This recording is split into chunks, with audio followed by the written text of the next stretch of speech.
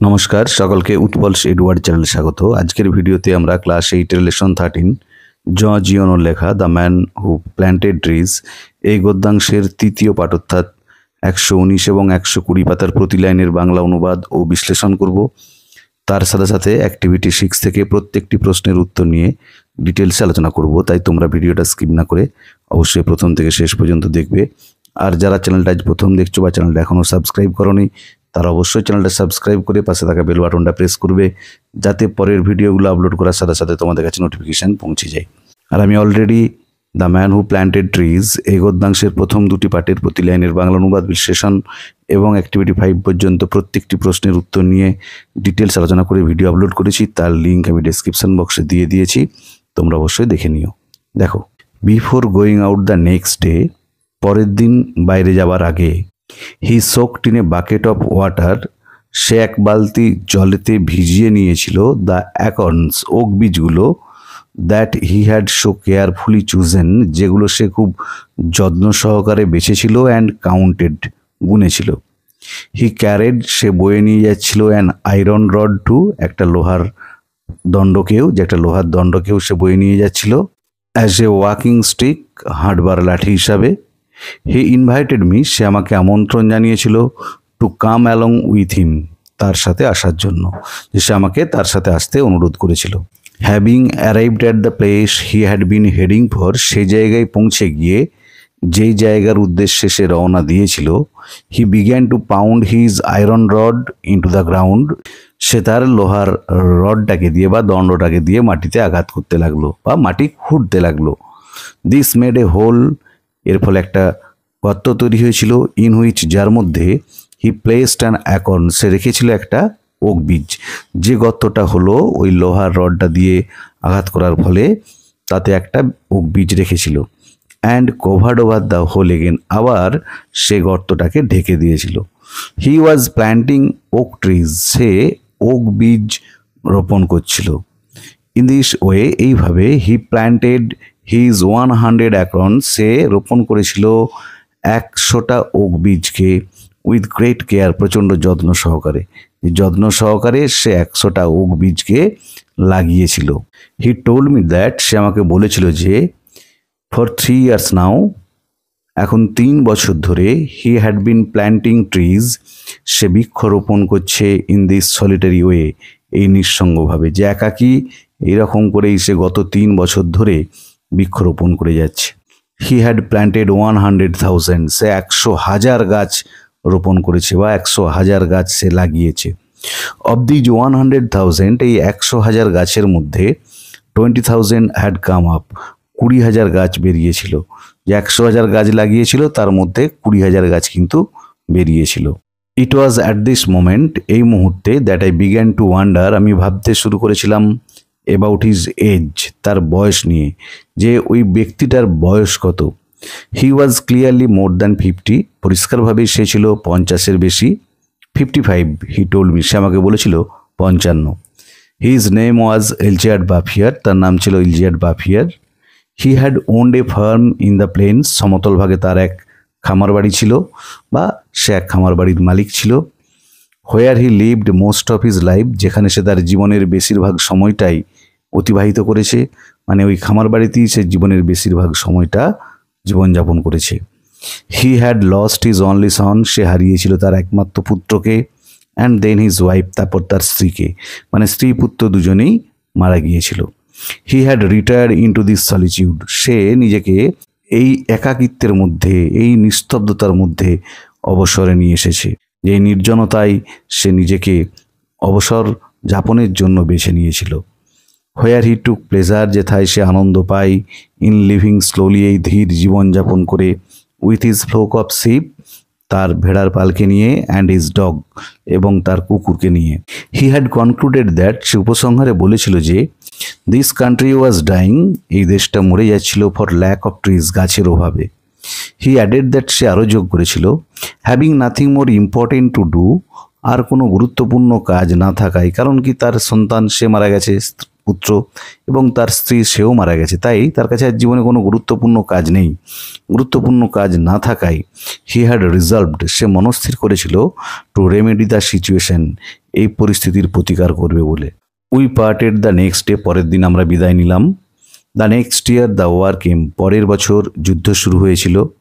In which I was engaged for 5 years, যে যুদ্ধে আমি 5 বছর নিযুক্ত ছিলাম। উইথ দ্য ওয়ার বিহাইন্ড, যুদ্ধের শেষে I had a great desire, আমার প্রচণ্ড ইচ্ছা করেছিল to breathe a little pure air, একটু বিশুদ্ধ বাতাস প্রশ্বাস নেবে বলে। And I set out again, আমি আবার রওনা দিলাম। অ্যালং দ্য ট্রেল, সেই পথ ধরে, থ্রু দ্যাট ডেজার্টেড কান্ট্রি, পরিত্যক্ত দেশের মধ্য দিয়ে, যে আমি আবার যাত্রা শুরু করলাম, আমি আবার চলতে শুরু করলাম সেই চলার পথ চিহ্ন ধরে ওই পরিত্যক্ত দেশের মধ্য দিয়ে। The land had not changed, জায়গাটার কোনো পরিবর্তন হয়নি। Ever since the day before, আগের দিন থেকেই। I had been thinking about the shepherd, আমি ভাবছিলাম সেই মেষপালকটির কথা, হু প্ল্যান্টেড ট্রিজ, যে বৃক্ষরোপণ করেছিল। 10,000 ওকস, 10,000 ওক গাছ। I had said to myself, আমি নিজে নিজেই বললাম, must really take up a lot of space, সত্যিই এক বিশাল জায়গা নেবে, যে অতগুলো গাছ নিশ্চয় একটা বিশাল জায়গা অধিগ্রহণ করবে। When I met Elzeard Bouffier this time, যখন এইবার আমার এলিজার্ড বাফিয়ারের সঙ্গে আবার সাক্ষাৎ হয়েছিল, আই ফাউন্ড দ্যাট, আমি দেখেছিলাম যে the war had not disturb হিম, যুদ্ধ তাকে কোনো ব্যাঘাত ঘটায়নি অ্যাট অল, আদেও, যে যুদ্ধ আদেও তার কোনো ব্যাঘাত ঘটায়নি। He had continued with his planting, সে তার রোপণ কার্য চালিয়ে গিয়েছিল। দ্য ওকস অফ 1910, 1910 সালের ওক গাছগুলো, ওয়ার নাও 10 ইয়ার্স ওল্ড, এখন 10 বছর বয়স হয়ে গিয়েছিল। And were taller than me and than him, এবং আমার থেকে বা তার থেকেও আরও বেশি লম্বা হয়ে গিয়েছিল। দ্য সিন ওয়াজ ইমপ্রেসিভ, দৃশ্যটা ছিল মনোমুগ্ধকর, চমৎকার। আই ওয়াজ অ্যাকচুয়ালি স্পিচলেস, আমি প্রকৃতপক্ষে নির্বাক হয়েছিলাম। And we passed the whole day in silence, আর আমরা সারাদিনটা কাটিয়েছিলাম নিস্তব্ধতায়, নীরবতায়। ওয়াকিং থ্রু হিজ ফরেস্ট, তার জঙ্গলের মধ্যে হেঁটে বেরিয়ে। ইট ওয়াজ ইন 3 সেকশনস, জঙ্গলটাতে 3টে ভাগ ছিল। 11 কিলোমিটার্স লং ওভারঅল, লম্বাই ছিল 11 kilometre. And its widest point, আর এর চওড়া অংশটা 3 কিলোমিটার ওয়াইড ছিল, 3 কিলোমিটার চওড়া। হোয়েন আই কনসিডার দ্যাট, যখন আমি বিবেচনা করলাম যে দিস হ্যাড অল স্প্রাং, এই সবটাই বেড়ে উঠেছে, from the hands and from the soul of this one man, একটা মানুষেরই হাত এবং অন্তর থেকে, আত্মা থেকে। উইথাউট টেকনিক্যাল এডস, কোনো রকম প্রযুক্তির সাহায্য ছাড়াই, কারণ সে একটা লৌহ দণ্ড দিয়ে মাটি গর্ত করে বৃক্ষগুলো রোপণ করছিল। It struck me that men could be as effective as God in domains other than destruction, তখন আমি মুগ্ধ হলাম এই ভেবে যে ধ্বংসের ক্ষেত্র ছাড়া অন্য ক্ষেত্রে ঈশ্বরের মতোই মানুষ ক্ষমতাবান হতে পারে। যেমন ধ্বংসের ক্ষেত্রে মানুষ ক্ষমতাবান, তেমনি অন্যান্য ক্ষেত্রে, মঙ্গলদায়ক ক্ষেত্রেও মানুষ ঈশ্বরের মতনই ক্ষমতাবান হতে পারে। দেখো ওয়ার্ড নেক্সটে 3টে ওয়ার্ড দিয়ে আছে, মিনিংগুলো দেখে নাও। রিজলভড, মনস্থির করা। Determine to do something. Aids মানে সাহায্য। Device for help. আর ডোমেন হচ্ছে রাজত্ব। এ পার্টিকুলার এরিয়া, একটা নির্দিষ্ট এলাকা।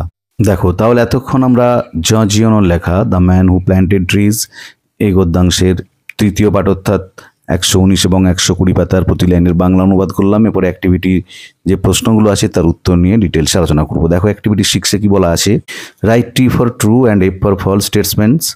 সত্য হলে টি এবং মিথ্যা হলে এফ লেখো। ইন দ্য গিভেন বক্সেস, নিচে যে বক্সগুলো দেওয়া আছে। Give supporting statement for each of your answer, তোমার প্রত্যেক উত্তরের সপক্ষে একটা করে সাপোর্টিং স্টেটমেন্ট দাও। দেখো প্রথমেটা কি আছে, the next morning the shepherd left his house all by himself. পরের দিন সকালে ওই মেষপালকটা তার বাড়ি ত্যাগ করেছিল একা একাই। ফলস। দেখো he invited me to come along with him, সে আমাকে আমন্ত্রণ জানিয়েছিল, অনুরোধ করেছিল তার সাথে যাওয়ার জন্য। যে মেষপালকটা একাই কিন্তু সকালবেলা বাড়ি ছেড়ে যায়নি গাছগুলো লাগানোর জন্য। বিয়েটা দেখো 20,000 trees had sprouted from among the trees planted by the shepherds. 20,000 গাছ বেরিয়েছিল যে সকল গাছগুলো ওই মেষপালকটা লাগিয়েছিল তার মধ্য থেকে। এটা সত্য, তাই আমি এটি লিখেছি। দেখো উত্তর হবে of these 100,000 20,000 had come up. এখানে ছোট করে লিখেছি। দেখো এই 100,000-এর মধ্যে 20,000 গাছ বেরিয়েছিল। আবার বলছি of these 100,000 20,000 had come up. সেটা দেখো, the narrator met Elzeard Bouffier after time span of 5 years. বক্তার সাক্ষাৎ হয়েছিল এলিজিয়ার বাফিয়ারের সাথে 5 বছর পর। এটা সত্য, তাই আমি এটি লিখেছি। দেখো, the next year the war came, পরের বছর যুদ্ধ শুরু হয়েছিল। In which I was engaged for 5 years, যে যুদ্ধে আমি 5 বছর নিযুক্ত ছিলাম। আবার বলছি, the next year the war came in which I was engaged for 5 years. এবার ডি একটা দেখো, the forest had sprung with the combined effort of the villagers and the shepherd. জঙ্গলটা বেড়ে উঠেছিল বা জঙ্গলটা তৈরি হয়েছিল গ্রামবাসী এবং ওই মেষপালকের যৌথ উদ্যোগে। এটা মিথ্যা, তাই আমি লিখেছি। দেখ, উত্তর হবে all sprang from the hands and from the soul of this one man. সবগুলোই বেড়ে উঠেছিল একটা মানুষেরই হাত এবং আত্মা থেকে। এরপর অ্যাক্টিভিটি 7 দেখো, অ্যাক্টিভিটি 7-এ কি বলা আছে, অ্যান্সার দ্য ফলোয়িং কোশ্চেন্স, নিচের প্রশ্নগুলোর উত্তর দাও। দেখো, আমি তোমাদের সুবিধার জন্য উত্তরগুলো লিখে দিয়েছি। এরটা হচ্ছে, how did Elzeard Bouffier plant the acorns, কীভাবে এলিজিয়ার বাফিয়ার ওই ওক বীজগুলো রোপণ করেছিল। দেখো, Elzeard Bouffier made a hole by pounding his iron rod into the ground. Elzeard Bouffier একটা গর্ত করেছিল তার লোহার রডটাকে দিয়ে মাটিতে আঘাত করে। অ্যান্ড প্লেসড অ্যান অ্যাক্রন, এবং সেখানে একটা ওক বীজ রেখেছিল। And cover the hole again, আবার গর্তটাকে ঢেকে দিয়েছিল। আবার বলছি, দেখো উত্তরটা, Elzeard Bouffier made a hole by pounding his iron rod into the ground and placed an acorn and cover the hole again. বিয়েটা দেখো, how many years later did the narrator revisit the country, কত বছর পর বক্তা আবার পুনরায় ভ্রমণ করেছিলেন দেশের এই অংশে। দ্য উত্তর, the narrator revisited the country after 5 years, বক্তা পুনরায় ওখানে ভ্রমণ করেছিলেন 5 বছর পর। আবার বলছি, the narrator revisited the country after 5 years. সেটা দেখো, হোয়াই ডু ইউ থিঙ্ক, কেন তুমি মনে করো, দ্যাট যে the war had not been able to disturb Elzeard Bouffier, যে যুদ্ধ কেন এলিজিয়ার বাফিয়ারকে ব্যাঘাত ঘটাতে পারেনি। আই থিঙ্ক দ্যাট, আমি মনে করি যে the war had not been able to disturb Elzeard Bouffier, যুদ্ধ এলিজিয়ার বাফিয়ারকে ব্যাঘাত ঘটাতে পারেনি, বিকজ কারণ he had been engaged in planting oaks during war, সে নিযুক্ত ছিল বৃক্ষরোপণেতে যুদ্ধের সময়। যে যুদ্ধের সময়ও কিন্তু সে বৃক্ষরোপণ বন্ধ করে দেয়নি, সে তার কাজ কিন্তু চালিয়ে গিয়েছিল। ডি এটা দেখো, what was the narrator's reaction, বক্তার প্রতিক্রিয়া কী ছিল, on Singh the massive oak trees, প্রকাণ্ড ওক গাছগুলোকে দেখে। দেখো, উত্তর হবে on Singh the massive oak trees, ওই প্রকাণ্ড ওক গাছগুলোকে দেখে। প্ল্যান্টেড বাই এলিজিয়ার বাফিয়ার, যেগুলো এলিজিয়ার বাফিয়ার রোপণ করেছিল। দ্য ন্যারেটর কনসিডার দ্যাট, বক্তা বিবেচনা করেছিলেন যে men could be as effective as God in good creations, মানুষ ভগবানের মতোই সমান ক্ষমতা সম্পন্ন ভালো কিছুর ক্ষেত্রেও, ভালো সৃষ্টির ক্ষেত্রেও মানুষ কিন্তু ভগবানের মতনই সমান ক্ষমতা সম্পন্ন। আবার বলছি উত্তরটা, on seeing the massive oak trees planted by Elzeard Bouffier, the narrator consider that men could be as effective as God in good creations. Activity 8-এর এ দেখো, 8-এর এ কি বলা আছে, combine the following pairs of sentences, যুক্ত করো নিচের যে জোড়া বাক্যগুলোকে আছে বাই ইউজিং ইনফিনিটিভ, ইনফিনিটিভের ব্যবহার করে। আমি ইনফিনিটিভের উপর অলরেডি ভিডিও আপলোড করেছি, যারা দেখোনি তাদের জন্য আমি ডেসক্রিপশন বক্সে ভিডিওর লিঙ্ক দিয়ে দিয়েছি, তোমরা অবশ্যই তোমাদের সময় মতো দেখে নিও। দেখো, তবু উত্তরগুলো আমি করে দিয়েছি, দেখে নাও। My mother went to Agra, প্রথম বাক্য। দ্বিতীয় বাক্য, she wanted to visit the Taj Mahal. উত্তর হবে my mother went to Agra to visit the Taj Mahal. আবার বলছি, my mother went to Agra to visit the Taj Mahal. দুইটা দেখো, the man held a meeting, প্রথম বাক্য। দ্বিতীয় বাক্য হচ্ছে he wanted to select a manager for the factory, এটা উত্তর হবে the man held a meeting two select a manager for the factory. আবার বলছি, the man held a meeting two select a manager for the factory. তিনটা দেখো, she was too tired, দ্বিতীয় বাক্য she could not work, এটা উত্তর হবে she was too tired to work. আবার বলছি, she was too tired to work. চারটা দেখো, the school has appointed a new teacher, প্রথম বাক্য। দ্বিতীয় বাক্য হচ্ছে he would teach Bengali to the students, এটা উত্তর হবে the school has appointed a new teacher to teach Bengali to the students. দেখো, অ্যাক্টিভিটি 8-এর বিয়ে কি বলা আছে, fill in the blanks with present perfect continuous tense of the given verbs. ব্র্যাকেটের মধ্যে যে ভার্বগুলো দেওয়া আছে তার প্রেজেন্ট পারফেক্ট কন্টিনিউয়াস টেন্স দিয়ে শূন্যস্থান পূরণ করতে বলা হয়েছে। দেখো, আমি তোমাদের সুবিধার জন্য উত্তরগুলো লিখে দিয়েছি। দ্য ডগ, ব্র্যাকেটে আছে বার্ক, উত্তর হবে has been barking since last night. আবার বলছি, হ্যাজ বিন বার্কিংটা হবে উত্তর। দুইয়ে দেখো, দ্য ম্যান, ব্র্যাকেটে আছে রিড, উত্তর হবে has been reading the news paper for 2 hours। তিনটা দেখো দ্য স্টুডেন্টস ব্র্যাকেটে আছে প্রিপেয়ার, এর উত্তর হবে have been preparing themselves for the quiz competition for several months. চারটা দেখো মাদার ব্র্যাকেটে আছে কুক, এটা উত্তর হবে has been cooking dinner for all of us through out the evening. এরপর 8-এর সিটা দেখো, 8-এর সি কি বলা আছে, change the underline verbs into past perfect continuous. যে ভার্বটার তলায় দাগ দেওয়া আছে সেটার পাস্ট পারফেক্ট কন্টিনিউয়াস ফর্ম লিখতে বলা হয়েছে। আমি তোমাদের সুবিধার জন্য দেখো এখানে লিখে দিয়েছি। হ্যাড ট্রাইডে দাগ দেওয়া আছে, এটা হবে হ্যাড বিন ট্রাইং। তারপরেরটাতে দেখো হ্যাড প্ল্যান্ডে দাগ দেওয়া আছে, এটা হবে হ্যাড বিন প্ল্যানিং।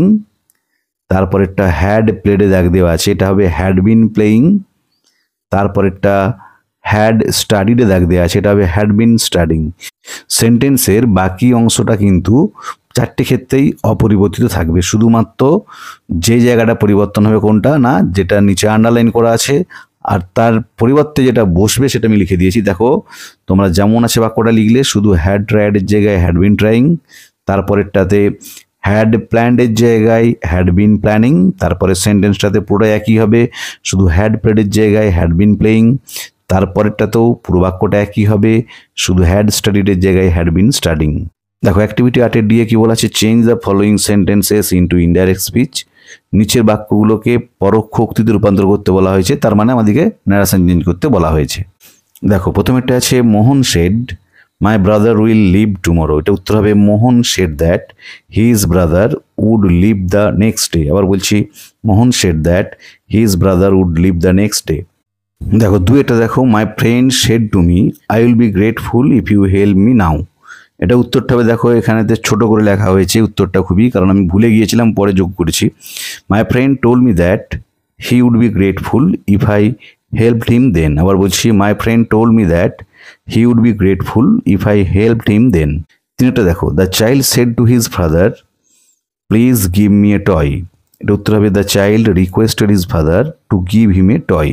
চারেরটা দেখো oh what a hot day it is today shed Rita, এটা উত্তর হবে Rita exclaimed with vexation that it was a very hot day that day. আবার বলছি দেখো Rita exclaimed with vexation that it was a very hot day that day.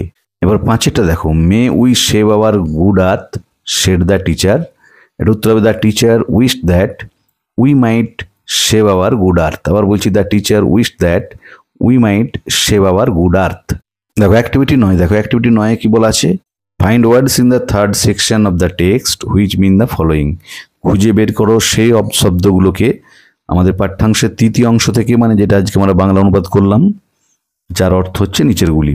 আমি তোমাদের সুবিধার জন্য উত্তরগুলো লিখে দিয়েছি, একটু দেখে নাও। A way of improving an unpleasant or difficult situation, এটা হবে রেমেডি। দুইটা to repeatedly hit at something, এটা হবে পাউন্ড। সি এটা দেখো a place with no people in it, এটা হবে ডেজার্টেড।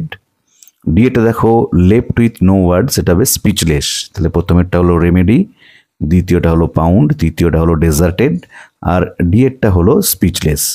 তাহলে আজকের ভিডিওতে আমরা ক্লাস 8-এর লেসন 13 জিওনোর লেখা the man who planted trees এই গদ্যাংশের তৃতীয় পাঠ অর্থাৎ বা তৃতীয় অংশ 119 এবং 120 পাতার প্রতি লাইনের বাংলা অনুবাদ ও বিশ্লেষণ করলাম এবং অ্যাক্টিভিটি 6 থেকে প্রত্যেকটি প্রশ্নের উত্তর নিয়ে ডিটেলস আলোচনা করলাম। ভিডিওটা ভালো লাগলে তোমরা অবশ্যই লাইক শেয়ার ও কমেন্ট করে জানাবে। আর যারা চ্যানেলটা প্রথম দেখছো বা এখনও সাবস্ক্রাইব করোনি তারা অবশ্যই চ্যানেলটা সাবস্ক্রাইব করে পাশে থাকা বেল বাটনটা প্রেস করবে, যাতে পরের ভিডিওগুলো আপলোড করার সাথে সাথে তোমাদের কাছে নোটিফিকেশান পৌঁছে যায়। আর আমি অলরেডি তোমাদের ক্লাস 8-এর প্রত্যেকটি লেসনের প্রতি লাইনের বাংলা অনুবাদ বিশ্লেষণ, প্রত্যেকটি অ্যাক্টিভিটির উত্তর নিয়ে ডিটেলস আলোচনা করে ভিডিও আপলোড করেছি, তার লিঙ্ক ডেসক্রিপশন বক্সে দিয়ে দিয়েছি। এছাড়াও তোমাদের clause, phrase, narration change, voice change, degree change, infinitive, participle, gerund এসব নিয়েও ডিটেলস আলোচনা করে ভিডিও আপলোড করেছি, তার লিঙ্কও ডেসক্রিপশন বক্সে দেওয়া আছে। তোমরা অবশ্যই তোমাদের প্রয়োজন মতো এবং সময় মতো দেখে নিও। ভালো থেকো সকলে, ধন্যবাদ।